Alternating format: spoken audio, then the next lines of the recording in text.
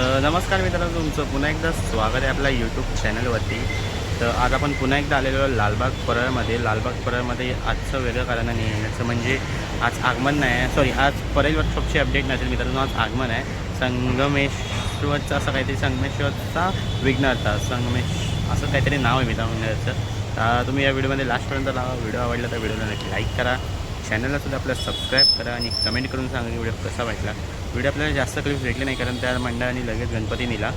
जितके भेटलेत तिथे मी व्हिडिओ एन्जॉय करा. तर चला.